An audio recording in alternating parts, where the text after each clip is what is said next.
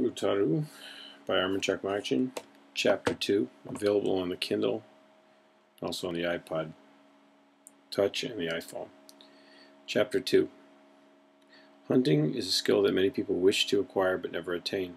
They seem to concentrate on the kill rather than the chase. Pringle and Parker were attaches of the Albion government who wanted to go on a hunt. Mr. Pascal was recommended to them as a guide who knew the best places to find prey, and he was multilingual. Mr. Pascal was Pascal Adam Scintilla. His real name was Adam Scintilla. Pascal was a nickname given to him in an orphanage monastery by the monks who enjoyed the company of this youth of uncommon cleverness and gift of gab. His fate was intertwined with the monks who raised and trained him, and he accepted this nickname as a badge of honor. In truth, fate was something in which Pascal did not believe.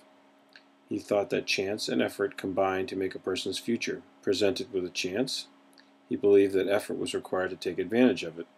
So it was chance that Pringle and Parker looked him up to lead him through the forest looking for their prey.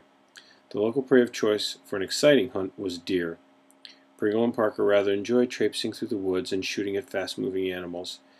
Pascal thought they were tolerable fools, but he was enough of a player to understand that with a bit of effort he could parlay this relationship with them to his advantage.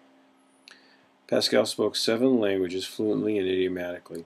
Well, 6 fluently and idiomatically. He struggled with the accent in the local Berberine.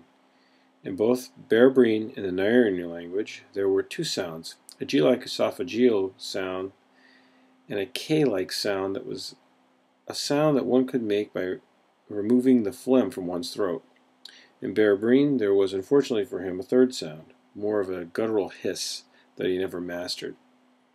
It was one of the ways the locals knew he was different. He was different, but it wasn't just his inability to make a sound in their language. Pascal was educated.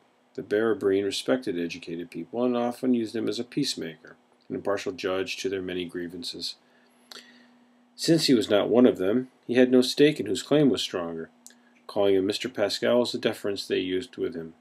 He was an infidel in their judgment, and yet he seemed strangely superior in their eyes. Pascal took Pringle and Parker into the woods for the morning. This was the best time to catch the deer, as they emptied their bellies and were spending time concentrating on eating. He saw several deer that the 2 men did not notice. He had to make the hunt slightly time-consuming so that it was worth their while. Nothing more boring than an easy hunt, he said to himself. A real prince was off in the distance. Pascal saw it first, of course, and stopped to peer in that direction. Okay, this is the one. Parker saw Pascal's hesitation and came over. He looked in the same direction and saw his prize. He immediately raised his shotgun, and as a look of glee came over his face.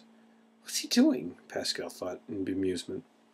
Pascal gently grabbed his elbow and whispered, Mr. Parker, you are 100 yards from that animal, and if you shoot now, you will wound a tree and scare a deer. Pascal was quite proud of his shotguns and knew their capabilities and limitations. They could be lethal against a prey at close range, as the many projectiles caused multiple penetrations in a small area. Pascal used large pellets which carried enough kinetic energy to be deadly at about 40 yards, and he had custom-built his weapons to increase accuracy over that range by giving them a slightly longer than normal barrel. Pringle caught up with him at this point. He was a tall, gangly man, and moving through the woods with all the low branches was more effort for him than for Parker or for Pascal. The deer had not noticed them. Pringle said, So, gentlemen, have we a victim?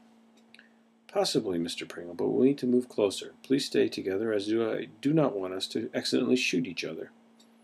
Mr. Pascal, said Parker, I was a carabinieri in the Queen's forces, and I would never shoot my own troops. Typical, thought Pascal.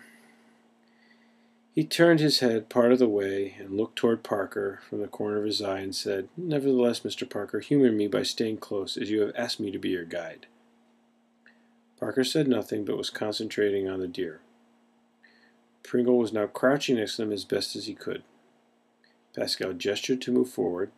They moved slowly and spread about 10 paces apart. The deer was chewing on a leafy branch of some shrub, enjoying what might be his last meal. When they had reached about 25 yards, Pascal signaled the 2 men. Pringle gestured to Parker to allow him a chance at this point. He raised his shotgun and fired.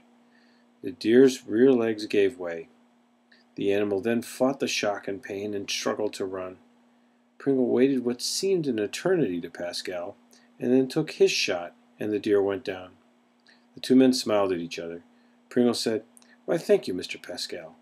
This was a success." Pascal replied, "Good job, gentlemen. Let's take it back." He thought to himself, 2 shots? With a hesitation in between? What was he waiting for? Barbarians. They proceeded back to the town with their fallen prey as their prize.